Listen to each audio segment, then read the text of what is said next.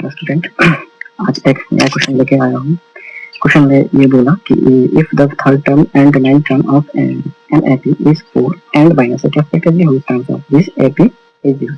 मतलब पहले क्या बोला, थर्ड नंबर, तो थर्ड नंबर 4, थर्ड नंबर मतलब third term the AP is 4 and ninth term जो होगा तो ninth term minus eight respectively whole term of is 0।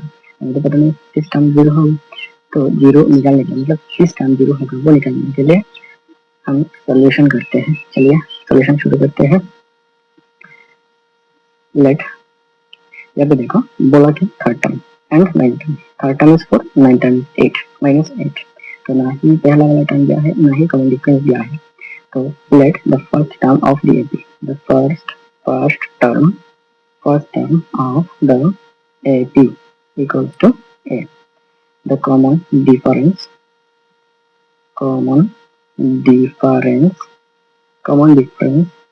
of the AP B D हो गया, तो फर्स्ट टाइम भी हो गया ए, कॉमन डिफरेंस हमने ले लिया D। तो नाउ हम क्या लिख सकते हैं, थर्ड टर्म दिया है, थर्ड टर्म मतलब T3 इक्वल्स टू क्या होगा, T3 होगा 4, तो T3 को हम क्या लिख सकते हैं, A plus 3 minus 1 into D equals to 4, तो A plus 2D equals to 4 क्यों लिखा, क्योंकि टी एन एफ टर्म हमको पता है, T n of term equals to A plus n minus 1 into D होता है। तो n मतलब कितने नंबर टर्म है, तो यहाँ पे थर्ड टर्म, तो इसलिए n की जगह पे 3 हुआ, तो T3 इक्वल्स टू 4, तो A plus n minus 1 into D, n मतलब 3 माइनस 1 इंटू डी, तो A प्लस 3 माइनस 1 मतलब 2D इक्वल्स टू 4, ये 1 नंबर, इक्वेशन नंबर 1 हो गया। दूसरा क्या दिया, दूसरा दिया नाइन्थ टर्म यानी T9 इक्वल्स टू क्या, माइनस 8, तो T9 को हम क्या लिख सकते हैं, A plus 9 minus 1, A plus n minus 1, n का मान 9 है, 9 minus 1 into D equals to minus 8, तो A प्लस 9 माइनस 1 मतलब 8D इक्वल्स टू माइनस 8, फिर से वही फॉर्मूला जो पहले यूज हुआ था, n माइनस 1 इंटू डी हमने लिख दिया, तो इसको इक्वेशन नंबर 2 हमने लिख लिया।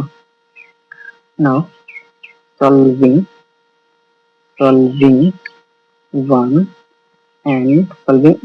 ये वाला 1 and 2 we get, मतलब इक्वेशन नंबर 1 एंड इक्वेशन नंबर 2 सॉल्व कर रहा हूँ, तो A plus 2D equals to 4, A plus 8D equals to minus 8, क्या करूँगा माइनस, अगर माइनस करो तो नीचे वाला जो लाइन होगा उसकी जो सारे सिंबल है वो चेंज हो जाएगा, तो यहाँ पे माइनस प्लस था कुछ नहीं था, मतलब प्लस का प्लस चेंज होकर माइनस होगा, यहाँ पे प्लस है चेंज होकर माइनस होगा, यहाँ पे माइनस है चेंज होकर प्लस होगा।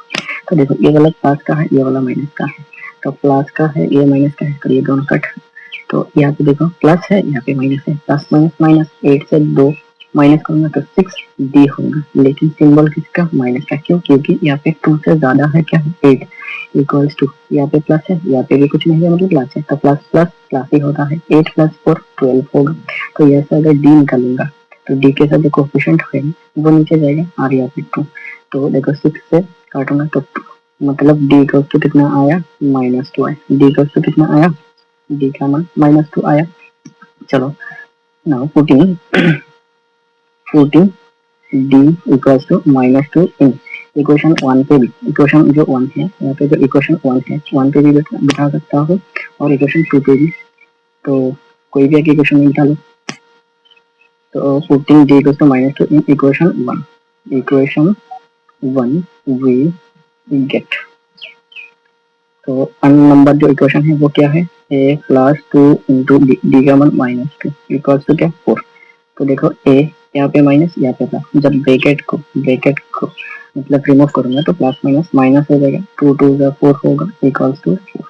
अब देखो A इक्वल्स टू 4 प्लस 4, क्योंकि ये वाला जो प्लस -4 है वो साइड चेंज करेगा तो प्लस होगा, तो देयरफॉर लास्ट में क्या आएगा, A इक्वल्स टू 4 प्लस 4 मतलब 8 आएगा, 4 प्लस 4 मतलब क्या आएगा 8 आएगा, तो ये वाला क्या हो गया, A का मान भी निकल गया, A का मान भी निकल गया, यहाँ पे D का मान भी निकल गया, यहाँ पे तो A का मान D का मान निकल गया, तो हमें निकलना क्या है, क्वेश्चन देखूंगा, क्वेश्चन पे बोला which term of the AP is 0, मतलब ये वाला टर्म निकलना होगा, तो 0 which term of the AP क्या कौन सा ऐसा टर्म है जिसका मान क्या होगा, 0 होगा। ठीक है, चलो फिर देखते हैं। 0 होगा। ए का मान हमको क्या मिला, ए का मान अगर हम देखें तो यहाँ पे ए का मान मिला 8, डी का मान मिला -2। ठीक है, तो हमें तो पता नहीं कौन सी वैल्यू का मान 0 होगा। तो let the nth term be 0। Let the nth term, let the nth term of DAP be 0। हमें तो पता नहीं है, इसलिए हमने पकड़ लिया nth टर्म क्या होगा, ये वाला जो nth टर्म होगा वो nth टर्म ही 0 होगा। अच्छा, तो चलो फिर therefore हम ये लिख सकता है टी nth जो होगा उसका मान 0 होगा, क्योंकि nth term of DAP is 0 हमने मतलब सोच लिया था। तो टी एन इक्वल टू 0, तो टी एन का मतलब a plus n minus 1 into d equal to 0। A का मान हमको मिला था, क्या मिला था, ए का मान मिला था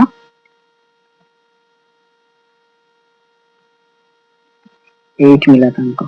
ए का मान मिला था 8 plus n minus 1 into D का मान मिला था -2 इक्वल टू 0 होगा। तो 8 यहाँ पे देखो माइनस, यहाँ पे प्लस, तो प्लस और माइनस मल्टीप्लाई करो, plus minus -2 into n minus 1 equal to 0। तो 8 यहाँ पे माइनस और यहाँ पे प्लस है, प्लस माइनस जब ये ब्रैकेट को रिमूव करूंगा, ये plus minus -2n minus minus +2 equal to 0। देखो 8 plus 2, 8 plus 2 equals to 2n। तो 8 प्लस 2 मतलब 10 इक्वल्स टू 2n होगा।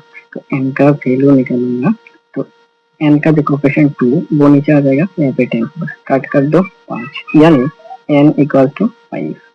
तो n क्या था, n क्या था, n था एक ऐसा नंबर जिसका वैल्यू क्या होगा, 0 होगा। तो n का वैल्यू हमको क्या मिला, 5 मिला। हमको क्या मिला, 5 मिला। तो n का वैल्यू 5 मिलेगा। तो हेंस हेंस हेंस हेंस क्या बोला कि मतलब कौन सा ऐसा नंबर है जिसका वैल्यू 0 होगा। मतलब ऐसा क्या काम है, ऐसा क्या काम मतलब nth टर्म हमने तो पकड़ लिया था कि nth टर्म होगा 0, तो यहाँ पे फिफ्थ टर्म है 0। Fifth term of DAP is 0 है, ये है हमारा फाइनल मतलब फिफ्थ टर्म।